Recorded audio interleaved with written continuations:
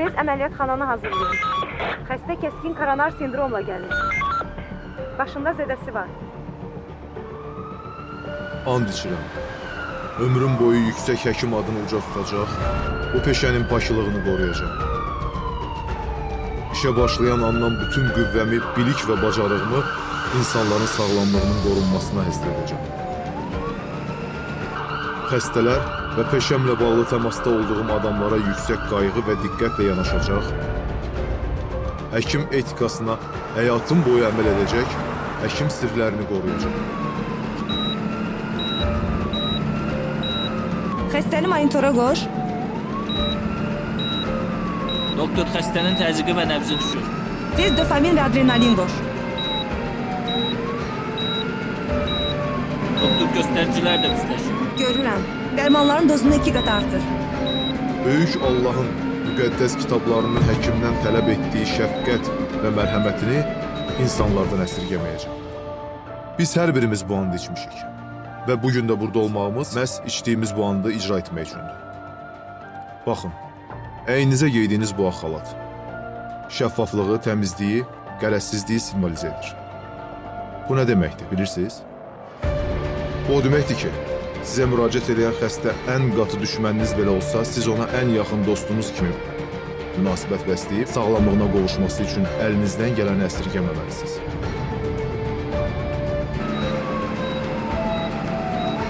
Sürəti artırın, xəstəxanaya tez çatmalıyıq.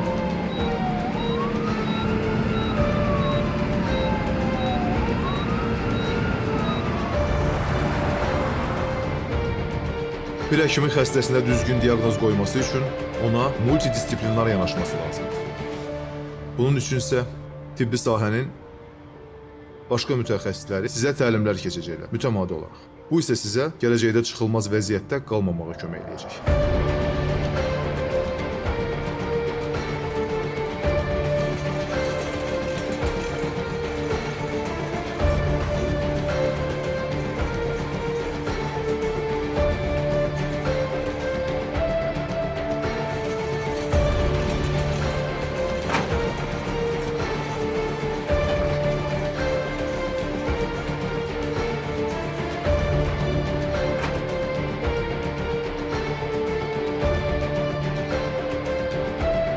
Həkimlərin rütbəsi olmuş, bunu unutmayın. Varlı və ya kasıb fərq eləmiş. Baxın, hətta sizin daha elmli olmağınız belə sizi başqa həkimlərdən üstün tutmaz. Bilirsiniz niyə? Çünki həkimlik bir ömür boyu öyrənmək gərəkdirən bir peşədir. Başqa sualı olan varsa buyursun.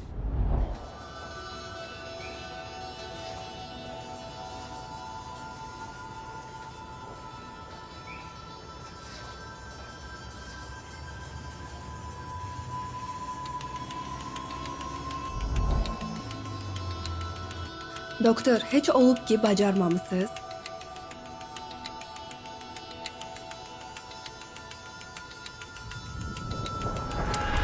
Doktor, təcili əməliyyatxanaya gəlin.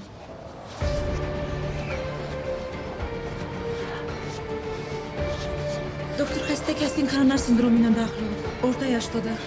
Yıxılıb baş nahiyəsində zədə var. Böyük ehtimalli kəllə beyin travmasıdır. Qanaxma dayandırılıb, troponini pozitivdir. Yaxşı. Gedək görək nə olur.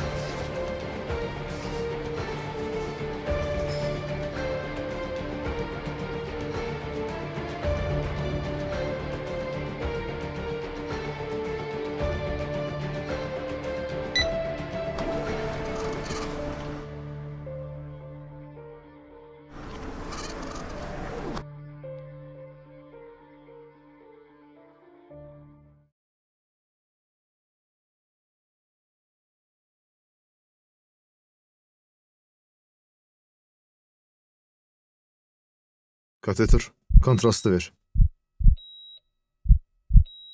Ürəyin görüntülərini alın.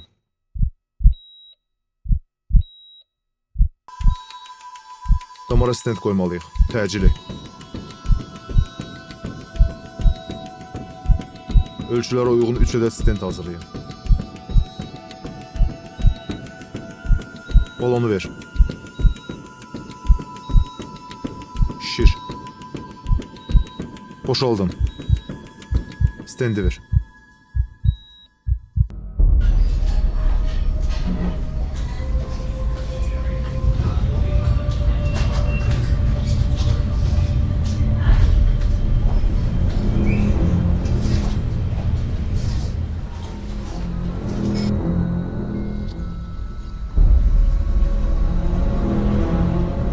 Doktor, heç olub ki, bacarmamısınız.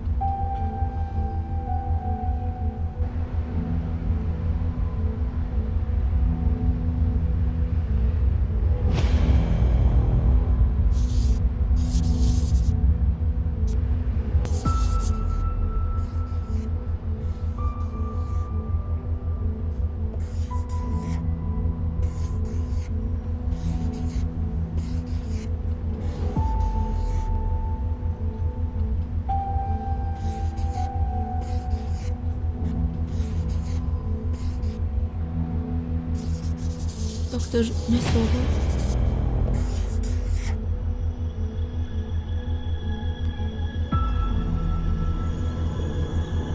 Təcili Müstəntiq Kərimovu çağırın.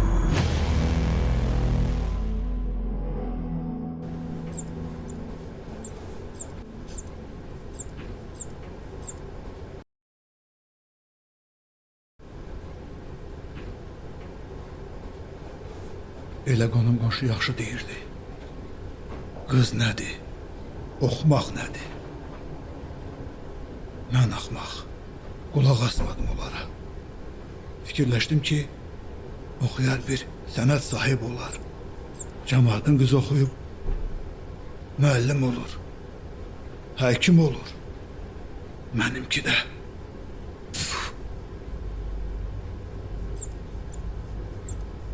Gül mənim başıma. Onu oxutmaq üçün kənddə gecə gündüz əziyyət çəkirəm. Dəridən qabıqdan çıxıram. Bu da şəhərdə min cür hoqqadan çıxar. Haram olsun ona elədiklərim. Anasından əmdiyi süt burnundan gəlsin. Rəhmətliyin görünə də od qoydu. Od. Dayı, səbirli olun. Məsələni tam bilmədən bu cür sözlər işlətməyin. Heç özü ilə danışmısınız? Nə danışacağım? Hər şey göz qabağındadır. Mənim elə bir qızım yoxdur. Təzyiq 160-ın 90-adır. Dayı, özünüzü ələ alın. Hələ müayinənin cavabları çıxmayıb. Ona görə heç kimi mühakimə etmək olmaz. Özünüz dünya görmüş adamsınız. Mən də bir atanın qızıyam. Hansı qız istəyər ki, atasının başını aşağı salsın? Yəqin ki, burada bilmədiyiniz nəsə var. Mənə heç maraqlı deyil. Mən gördüyümü gördüm. Sakitləşdirici vurun.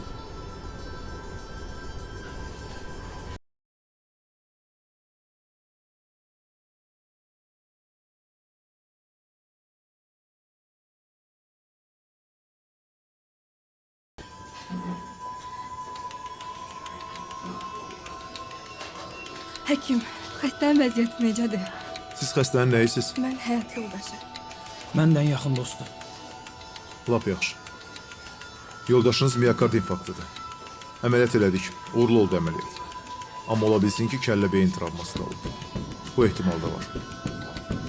İndi reanimasiya şöbəsindədir. Ümid eləyək ki, hər şey yaxşı olar.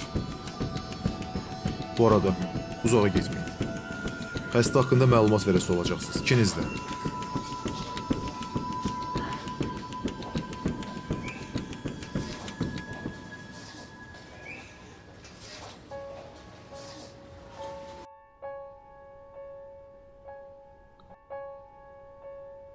Narahat olma, sakitləş. Son vaxtlar ayaqlarda şişkinlik olub? Hə, olub.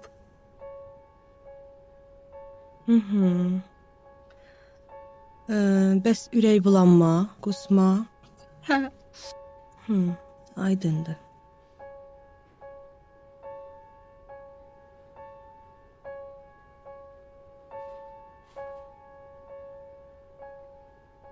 Təcili tomoqrafiya olunmalısan.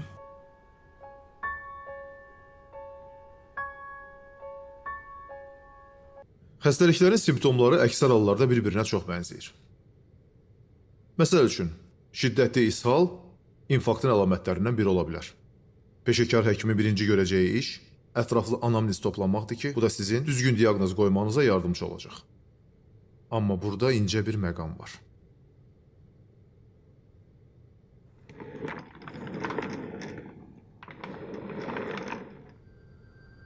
Diqqətlə baxın. Xəstənin boyu 1 metr 78 santimetr. Çəkisinin də ortalama 69 kiloqram olduğunu götürək. Belə də bədən kütləsinin indeksi ilə yıxılma trayektoriyası və onun gətirdiyi fəsad 0,2 millimetr olmalıdır. Təbii ki, bu yerin daş və ya taxta olmasına görə dəyişir. Amma hər bir halda 0,5 millimetri keçməməlidir. Xəstənin başında isə 3 millimetr zədə var. Bu isə nə deməkdir? Başından kəskin zədə alıb. Bu cinayət işidir.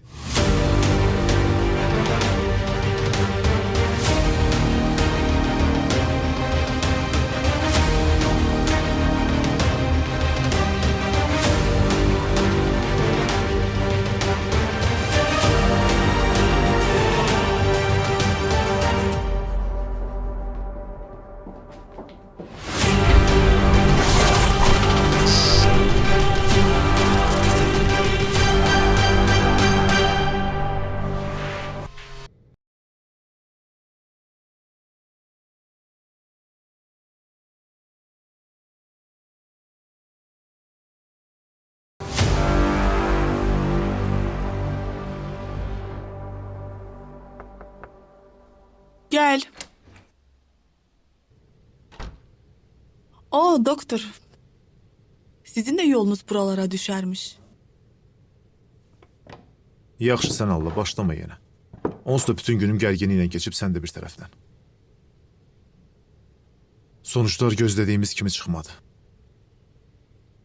Ləngitmədən valideynlərinə xəbər vermək lazımdır. Yaxşı.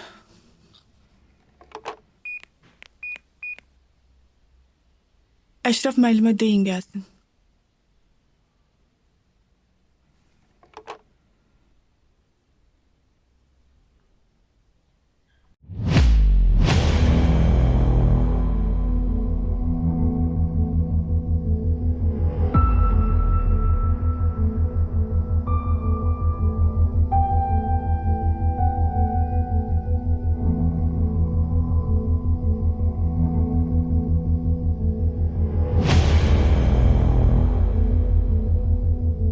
Neçə aylıqdır?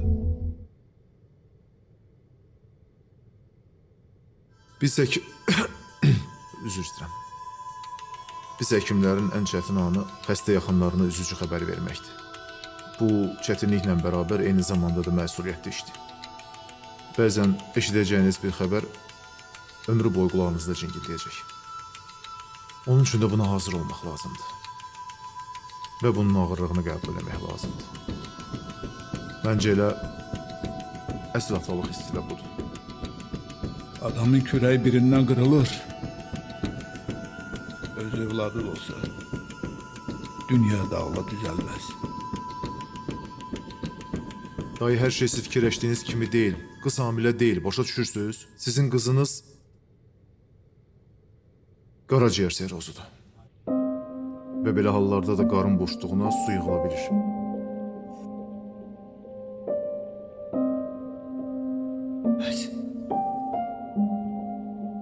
Bəs müalicəsi? Qaraciyər serozunun yeganə müalicəsi qaraciyər transplantasiyasıdır. 10 il bundan qabaq buna görə xaricə müraciət edirdilər. Amma artıq 10 ildir ki, Azərbaycanda Doktor Mircəlal Kazıminin rəhbərliyi altında bu transplantasiya icra olunur. Xaricə gedib əməliyyat elətdirməkdənsə Azərbaycanda bu əməliyyat elətdirmək daha məqsədə uyğundur. İş çox ciddidir, qətilən gitmək olmaz. Əgər ləngitsəz, qızınız həyatını itirə bilər.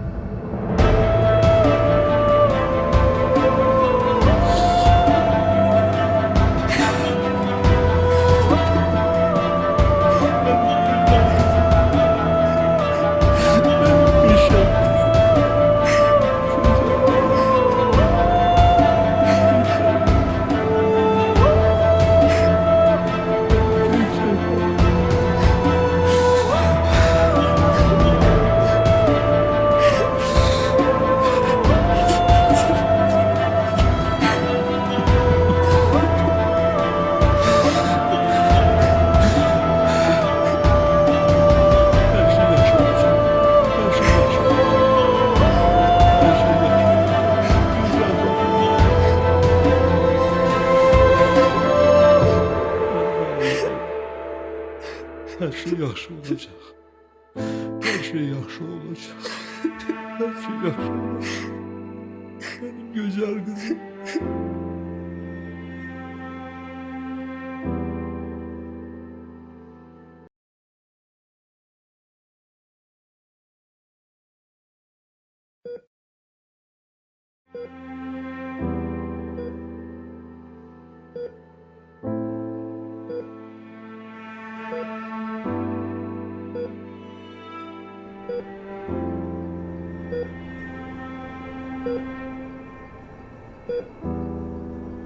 Hadisə necə baş verdi? Oturmuşduq, çörək yeyirdik. Yoldaşım birdən qalxdı ayağa. Ürəyin tutub yıxıldı. Aşağıda gözləyirdim. Dedi və deyim gəlirəm. Bir də gördüm təcil tibbi yardım maşını. Birinci başa düşmədim nə olur. Bir də gördüm Faris xərəkdə. Başı sarıqlı. Qanı görəndə şok oldum. Saat təxminən neçə olardı? Hardasa 12'ye qalmışdı. Hardasa 15 dəqiqə qalırdı. 12. Fariz dostu ilə bir yerdə idi. Hə, bir yerdə gəlmişdilər, amma yuxarı qalxmadı. Dedi və qalx. Amma mən getmədim. Ümumiyyətlə Fariz dostu ilə tez-tez görüşür. Yox, Samirə ilə də çox görmürəm. Yo. Arada bir. Yəqin bilirdiniz də, dostunuzun ürəyində problem var. Hə. Bilirdim. Hə, bir-iki dəfə getmişik həkimə.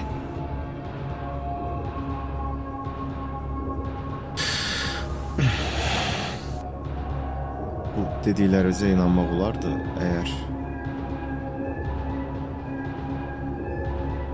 əgər başından çıxan vaza qırığı və boynundakı cırmağızı olmasaydı.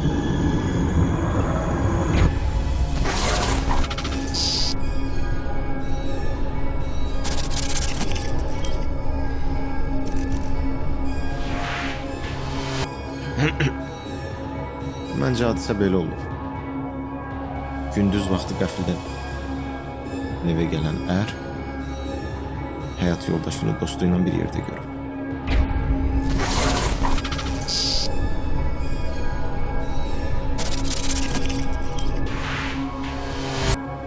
Dostuna yumruq vurandan sonra həyat yoldaşının üstünə hücum eləyib. Həyat yoldaşı da ona yemək vermək əvəzinə boynunu cırmaqlayıb.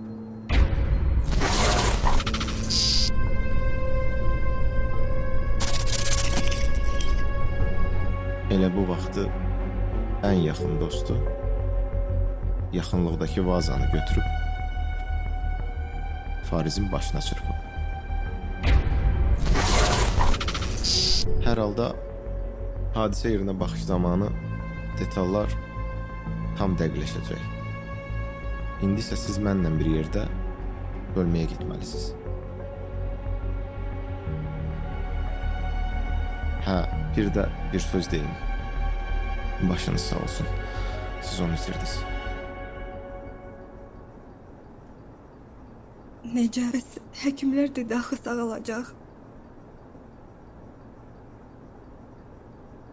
Siz onun sədaqətini itirdiniz.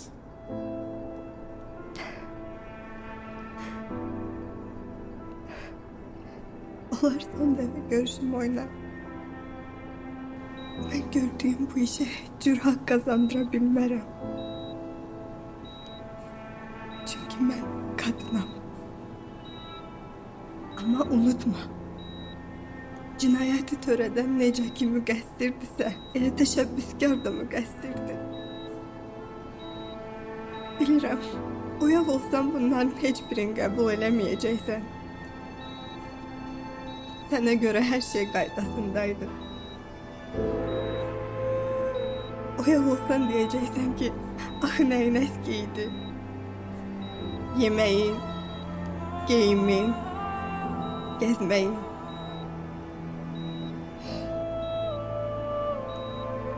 Qadın üçün hər şeydən önəmli ərinin diqqətidir. Bir kişi işdə olub aylarla xanımını görməsə belə, qadın onun sevgisini, onun diqqətini hiss edir. Bax, o hissi qadını yaşadan hər şeydən önəmli qadın üçün odur. Bu sözlərlə özümə haqq qazandırmıram. Çünki mən qadının adına yaraşmayan addım attım. Zəmin yaradan sağ olsun.